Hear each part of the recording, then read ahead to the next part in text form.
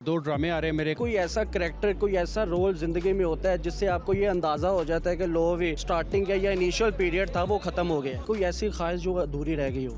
अस्सलाम वालेकुम। वालेकुम सलाम। सर कैसे हैं? मैं अल्लाह का शुक्र करूँ। सर क्या चल रहा है आजकल, क्या प्रोजेक्ट चल रहे हैं, क्या ज़िंदगी में मसरूफियात चल रही हैं? सर दो प्रोजेक्ट चल रहे हैं सर, दो ड्रामे आ रहे हैं मेरे। एक आ रहा है डॉट और एक आ रहा है नेटफ्लिक्स पे उमराव जाना दा। संगीता जी उसको डायरेक्ट कर रही है। बस ये दो मैं कर रहा हूँ, उसके अलावा मैं काम आजकल नहीं कर रहा। रीज़न ये कि यार अच्छा काम हो नहीं रहा, तो जो अच्छा लगता है वो कर लेता हूँ, जो नहीं लगता वो मैं नहीं करता हूँ। सर ये बताइएगा कि पहले दौर में जब आपका इनिशियल स्टार्ट था, जब हम अपने बड़ों से सुनते थे 90s का जब दौर था, तो सर बहुत ज़्यादा रिहर्सल होती थी। जब तक कोई परफेक्टली नहीं करता था तब तक उसको दोबारा चाहे वो आपकी रिकॉर्डिंग चाहे साल बाद भी चली जाए तो वो इशू नहीं होता था। लेकिन सोशल मीडिया का दौर है, इधर आप ऐसे वायरल होते हैं, ऐसे आप फिल्म में आ जाते हैं, तो इस डिफरेंस को आप कैसे नज़र में रखेंगे? आप एक बॉल ले लें, उसको दीवार पर ज़ोर से मारें तो बॉल वापस कैसे आएगा? उसी स्पीड से ये सोशल मीडिया के जो टिकटॉकर्स हैं और हम लोग देखें 1990 के लगे हुए दीवार के साथ, क्योंकि स्लो गए थे तो आज तक वापस नहीं आए। सर आपका इत्तेफाक कैसे हुआ था इस इंडस्ट्री में आने का? मॉडलिंग से मॉडलिंग स्टार्ट की, उसके बाद मेरे मतलब कि एक रहनुमा होता है ना कि यार नहीं इसकी वजह से मैं आया। सर स्ट्रगल की है, दो दफ्तरों के बाहर बैठे हैं, डायरेक्टर्स के बाहर बैठे हैं, मिन्नतें की हैं, फिर छोटे छोटे रोल किए, उससे आगे चले सर। तो स्ट्रगलर थे हम। लेकिन सर ये बताइएगा कि कोई ऐसा करैक्टर, कोई ऐसा रोल ज़िंदगी में होता है जिससे आपको ये अंदाज़ा हो जाता है कि लो भी होते मेरे जो स्टार्टिंग या इनिशियल पीरियड था वो ख़त्म हो गया। सर वो एक ही फिल्म है मेरी 2002 में लगी थी, बुड्ढा गुज्जर, सईद नूर साहब ने डायरेक्ट की थी। उसके बाद मैं मज़े में आ गया था। फिर उसके बाद लास्ट में 2013 में सईद नूर साहब की फ़िल्म की शरीका, उसमें भी मज़ा आ गया। नूर साहब ने और हसन अस्करी साहब, अल्लाह उनको जन्नत फिरदौस में जगह दे, अल्ताफ़ हुसैन साहब हो गए और हसनैन साहब थे, और माशाल्लाह हमारे जितने बड़े डायरेक्टर थे उनसे काम करने का मौका मिला। और सबसे बड़ी इस बात, राही साहब के साथ 2 फिल्में की, फिर यूसुफ खान साहब के साथ की, मुस्तफ़ा कुरैशी साहब के साथ की, सुबह जोड़ा, तो सब लेजेंड से सीखते थे। लेकिन आज आप अदाकार ना होते तो आप क्या होते? मैं बिजनेसमैन होता, जो मैं भी अभी भी कर रहा हूँ। मेरा भी माशाल्लाह डिफेंस में प्रॉपर्टी का बिजनेस है और मैं वही अर्न कर रहा हूँ, और प्लाजे बनाए हैं वो रेंट पे दिए हुए हैं। सर माशाल्लाह बड़ा स्ट्रगल तो आपने ऑब्वियसली किया है, अल्लाह ताला ने आपको बड़ा उरूज भी दिखाया है, लेकिन ज़िंदगी में कोई ऐसी ख्वाहिश जो अधूरी रह गई हो? अभी तक यही नहीं, अभी अच्छा इंसान नहीं बना। नहीं, अच्छे इंसान की डेफिनेशन आप क्या समझते हैं? यार सही बताऊँ, दीन को फॉलो नहीं कर पा रहा हूँ, प्रॉपर कोशिश कर रहा हूँ और वो कोशिश में ज़िंदा हूँ। जिस दिन प्रॉपर कर जाऊँगा उस दिन समझूंगा मैंने कुछ कर लिया है। कुछ अधूरा है ज़िंदगी में जो आप चाहते हैं कि मज़ीद जितनी ज़िंदगी अल्लाह ताला ने लिखी है या दी है, ये मैं बस करना चाहूँगा? यार मैं कोई क्लास की फ़िल्म बनाना चाहता हूँ। एक तो बनाई है रिश्ते मैंने एज ए प्रोड्यूसर डायरेक्टर, और कोई दीन के टॉपिक पे या खूबसूरत टॉपिक पे फिल्म बनाना चाहता हूँ, ये ड्रामा। पाकिस्तान के लोग चढ़ते पंजाब में इंडिया के पंजाबी फिल्म्स में जाकर कोलैब करते हैं, तो वो पाकिस्तान में क्यों आकर हमारी फिल्मों में काम नहीं करते या हमारे साथ कोलैब नहीं करते? बजट, और दूसरी बात है कि हमारे पहले पाकिस्तान में 900 या 1000 सिनेमास थे, आज एक भी नहीं है। इस पे कोई नहीं देखता। फिल्म मैं 10 बनाना चाहता हूँ, बना भी सकता हूँ, मगर कहाँ लगाऊँ? वजह क्या है? इन्वेस्टर्स क्यों नहीं आ रहे? फिल्म इंडस्ट्री को पैसा क्यों नहीं लगाया जा रहा? सर देखिए एक बात सुने, इंडिया में अगर आप फिल्म बनाते हैं तो आपको पता है वहाँ गवर्नमेंट को सपोर्ट करती है, पैसा देती है। हमें कौन देता है? हम अपनी जेब से लाते हैं, अपनी जेब में नुकसान लेके बैठते हैं। सर यही तो सवाल है, आखिर कौन करेगा ये? हमारी या तो अवाम में अप्रिशिएट करे, दोबारा से आए। अवाम हमारी फिल्मों को देखने, अब अवाम भी नहीं आती। अब मैंने एक फिल्म लगाई, मैंने बताया कि रिश्ते फिल्म, मैंने कहा यार दोस्तों देखो, कहते यार जो तो नेट पे आएगी ना, ये यूट्यूब पे आएगी, फिर वे लाएंगे। ला हिसाब लगा, एक दोस्त को बोला है फिल्म देख लो, कहता 500 की टिकट कौन खर्चे? उन दसो अवाम से मैं क्या कहूँ? तो हकीकत तो यही है, हमारी अवाम नहीं जा रही। मोबाइल पर दिखा दो, मोबाइल पे खुश होकर देखेंगे, मगर सिनेमा में जाकर इंटरटेनमेंट के लिए नहीं जाएंगे। जैसे कि मैं मिसाल देता हूँ, आपके हर इलाके में पार्क्स थे, वहाँ लड़के क्रिकेट खेलते थे, गलियों में खेलते थे। आज मुझे बताएं कितनी सोसाइटियाँ बनी पाकिस्तान में, कोई ग्राउंड, कोई प्ले ग्राउंड। पाकिस्तान की नेशनल गेम हॉकी है, ठीक है सर, कहाँ है उसके ग्राउंड? कहाँ है? ये बने हुए सामने यहाँ कौन खेलता है?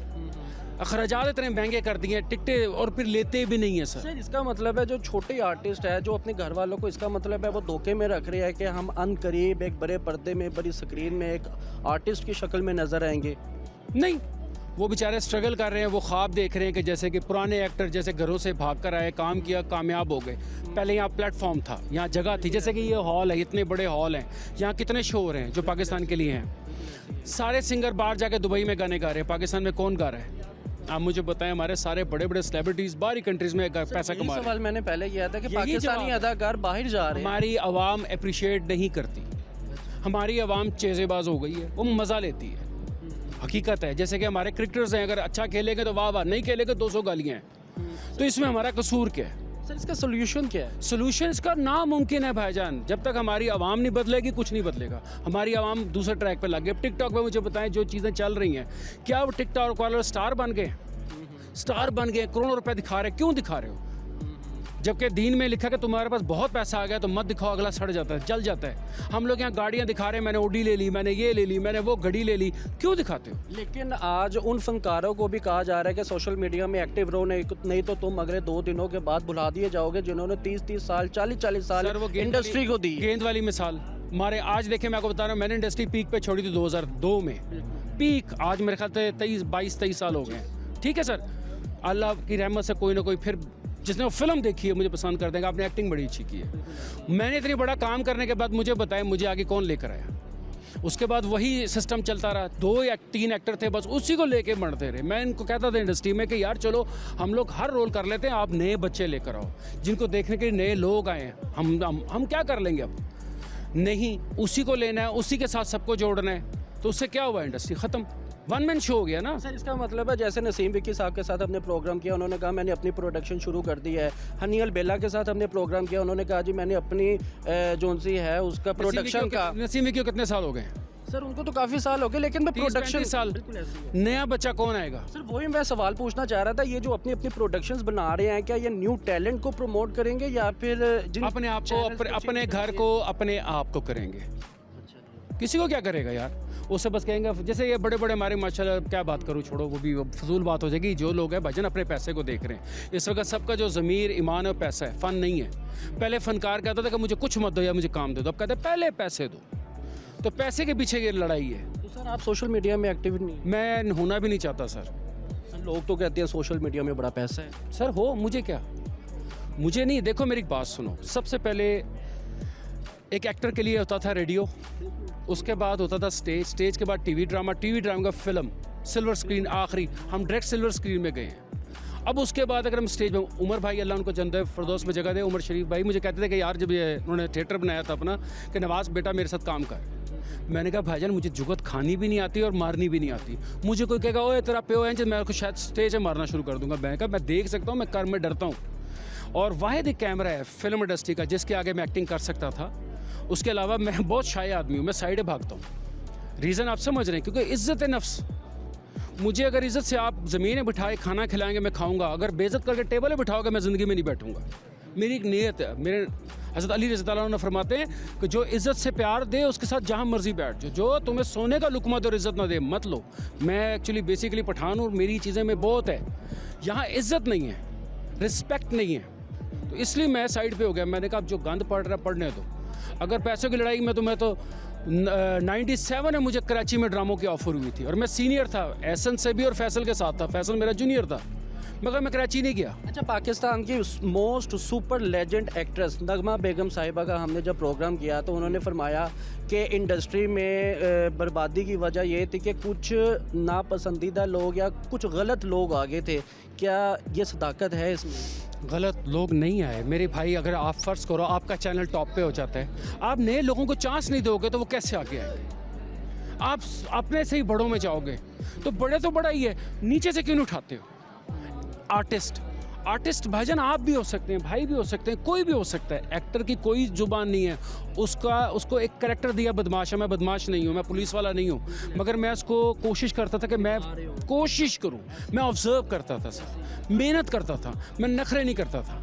फिर एक्टर ऐसे आए, नखरों वाले आ गए। अभी जितने टीवी के पाकिस्तान के लोग हैं, मैं हंसता हूँ एक्टर हैं कि यार ये बड़ी अच्छी एक्टिंग करता है। मैं देखता हूँ एक्टर वो होता है मेरी नज़र में भाईजान जो एक रोल कर ले दोबारा वो रोल ना करे, उस टाइप का ना करे। अब जैसे कि कहना तो नहीं चाहिए, इंडियन एक एक्टर मुझे बहुत पसंद है, मगर वो इंडियन है, मगर वो तमिल है, अल्लू अर्जुन नाम है उसका, जिसकी आपने फिल्म देखी होगी पुष्पा। यार उसकी जो फिल्म उठा कर देख लो, डिफरेंट एक्टिंग करता है, different style, different head cut, different हर चीज़। वो एक्टर है सर, जो रूटीन में खूबसूरत आ रहे हैं ये लो कर रहे हैं, मैं उसको एक्टर नहीं मानता हूँ सर। अगर आपको एक कमी का रोल मिला तो लगो कमी हो, कमी की तरह बैठना शुरू करो, बातें करो। हमारे अमानुल्लाह साहब बहुत अच्छे बड़े एक्टर थे, क्या बात है। सोहेल अहमद साहब, क्या बात है सर। बाबू बरार साहब, क्या बात है, ये एक्टर थे सर। अब जो आए में अब वो दिहाड़ीबाज है, गंदी गुफ्तगू कर लेना, मैं इसको एक्टिंग नहीं मानता। एक्टिंग उसको बोलता हूँ कि तुम रोआओ तो रुला के दिखाओ और हंसाओ तो हंसा के दिखाओ। सर थिएटर को 90s में उठाया गया, फिल्म इंडस्ट्री को 90s में उठाया गया, कभी साहब थे, no doubt। बड़ी बड़ी लेजेंड्स थे, पढ़े लिखे लोग थे, पढ़ी लिखी गुफ्तगू थी। क्या आप इंडस्ट्री में और थिएटर में इस वक्त जवाल समझते हैं? है, समझता क्यों, आपको नहीं पता? हकीकत तो यही है ना, सच बोलो, है और रहेगा वही। इसी बात पर जो न्यू कमर्स है, जो इस उम्मीद पर अपने घर वालों को कह कर अकेडमीज जाते हैं कि जी हम आर्ट में कुछ करना चाहते हैं, एक्टिंग करना चाहते हैं, सिंगिंग करना चाहते हैं, उन लोगों को ख़ास तौर पर आप क्या पैगाम देंगे? और दूसरा पैगाम जो शॉर्टकट की तलाश में रहते हैं, ये दो पैगाम सर आप लास्ट में बस दे दीजिए। देखिए सर, इंडस्ट्री को अगर तो न्यू जनरेशन में अगर टॉप लेवल आती है, टॉप लेवल बोलता हूँ पढ़े लिखे बच्चे जिन्होंने अपनी ग्रेजुएशन कर ली, पढ़ाई पूरी कर ली, अगर वो आएंगे वो इंडस्ट्री बदल देंगे। रीज़न ली कि वो अच्छी सोच लेके आएंगे, अच्छा काम करेंगे। जो हम जैसे स्ट्रगलर आएंगे नीचे से ऊपर, वो तो यस जी सुनते ही जाएंगे और अगला सुनाता जाएगा। तो न्यू जनरेशन जब तक नहीं आएगी, न्यू जनरेशन आके सिनेमाज के साथ डील नहीं करेगी, अच्छे सिनेमाज नहीं बनेंगे, अच्छी पब्लिक के लिए चीज़ें नहीं लाएंगे, वो न्यू जनरेशन ला सकती है। हमारी आने वाली पौध आए, हम भी हेल्प करने को तैयार है, हम भी काम करने को तैयार है, मगर अच्छा सब्जेक्ट, अच्छी गुफ्तगू, मैसेज की चीज़ दो। जब तक आप मैसेज अच्छा कन्वे नहीं करें, क्या कर लेंगे सर हम भी। Thank you so much. जो तो नाज़रीन, पाकिस्तान के लेजेंड नवाज साहब मेरे साथ मौजूद है। अगर आपको ये गुफ्तगू पसंद आए और आप मुतमईन हैं इनके गुफ्तगू से, तो अपनी राय कमेंट सेक्शन पे लाजमी दीजिएगा। अपने मेज़बान को इजाज़त दें। अल्लाह हाफिज़।